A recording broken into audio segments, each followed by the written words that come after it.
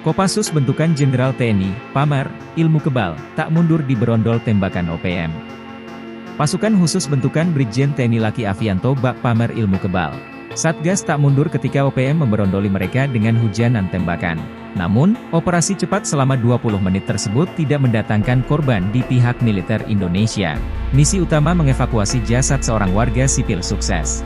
Sosok Brigjen Laki yang memimpin operasi pembebasan di distrik Homeo tersebut langsung menjadi pusat perhatian. Mengutip tribunmedan.com, jasad yang dievakuasi merupakan korban penembakan OPM. Kelompok OPM juga melakukan aksi-aksi sporadis dengan membakar gedung sekolah dan 4 rumah warga di distrik Homeo. Pada 2 Mei 2024 malam, aparat TNI Polri mendapatkan informasi bahwa kelompok OPM hendak membumi hanguskan distrik Homeo.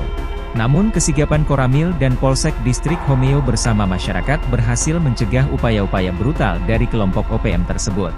TNI Polri membentuk tim kecil berasal dari Satgas Nanggala Kopassus untuk melakukan operasi perebutan cepat. Beberapa hari pasca peristiwa itu, militer Indonesia memastikan situasi di distrik Homeo sudah aman.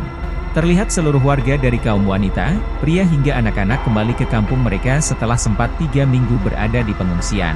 Untuk menunjukkan kegembiraannya, warga dan anak-anak menari-nari kegirangan.